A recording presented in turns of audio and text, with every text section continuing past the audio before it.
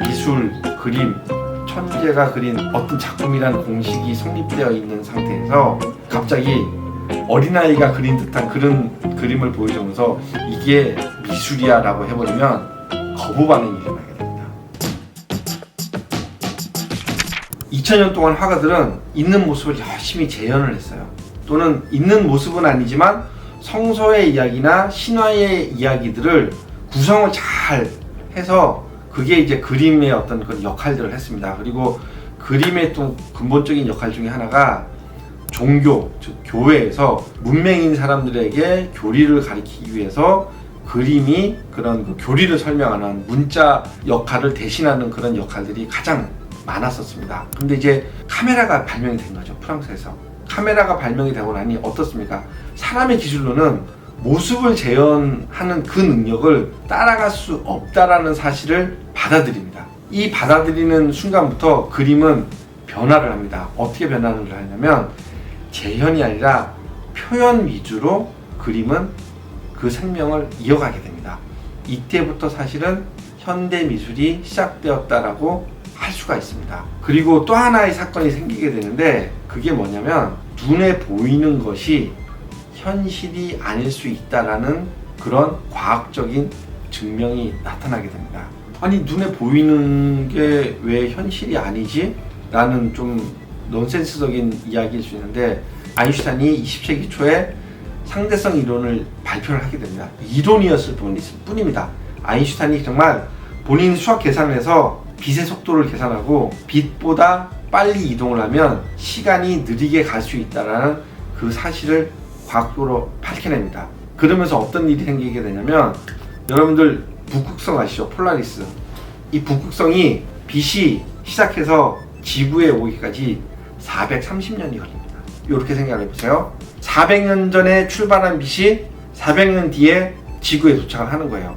근데 만약에 이 북극성이 300년 전에 없어졌어요. 그러면 지금 우리가 보고 있는 이 빛이 현재 눈에 보인다고 해서 북극성이 존재하지 않을 수도 있는 거죠. 눈에 보이긴 하는데 그게 존재하지 않을 수 있다는 사실을 과학적으로 증명을 해낸 거예요. 아인슈타인이. 그러다 보니까 사람들이 눈에 보이는 것만이 진실이 아닐 수 있다라는 의심을 하게 됩니다. 이런 객관적인 사실로부터 미술은 점점 더 심오해지기 시작합니다. 사람의 초상화를 그리고 성서의 이야기를 그리고 이런 것들이 아니라 그림을 그리는 행위 자체가 눈에 보이지 않는 세상, 그리고 눈에 보이지만 작가가 새롭게 해석하는 그런 그림들로 점점 바뀌게 됩니다. 작가가 해석하는 그림들로 바뀐 대표적인 사례가 바로 피카소의 입체파 그림이라고 할 수 있습니다. 우리 눈에는 사람의 한 면만 보죠. 하지만 뒤통수도 보고 앞면도 보고 옆면도 다 돌아가면서 볼 수 있는데 피카소는 한 도화지 면에 그 3차원의 입체 공간을 한꺼번에 표현을 하게 됩니다. 이게 대표적으로 작가가 사물을 보는 관점을 스스로 재해석을 해서 표현을 하게 되는 겁니다.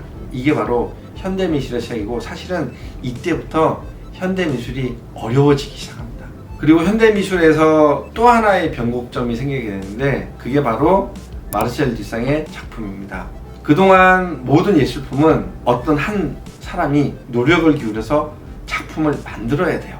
열심히 생각을 하고 준비하고 조각하고 그림 그리고 해서 어느 한 작품을 딱 세상에 내놓는 게 예술품이었죠. 근데 어느 날 마르셀 듀상이라는 사람이 미술작품 전시회에 남자 소변기를 그냥 사서 자기 닉네임을 써서 출시를 하게 됩니다. 아니 도대체 지금 장난하는 것도 아니고 이게 뭐가 미술이야. 자기가 만든 것도 아니고 아름다운 어떤 그런 추상적인 미가 있는 것도 아니고 그냥 남자 소변기를 딱 갖다 놓고 이걸 미술이라고 이야기를 하니 도대체 사람들은 받아들일 수가 없는 거죠. 뭐 저 같아도 장난을 하나라는 욕을 했을 것 같아요. 그런데 중요한 거는 그 시대적 배경을 반드시 봐야 됩니다.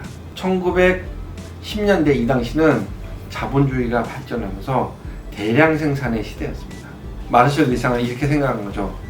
사람이 더 이상 기계가 만드는 그런 생산성을 따라갈 수 없다. 특히 마르셀 듀상이 어떤 전시회에서 프로펠러를 보게 됩니다. 그 프로펠러가 곡선으로 되게 멋지잖아요.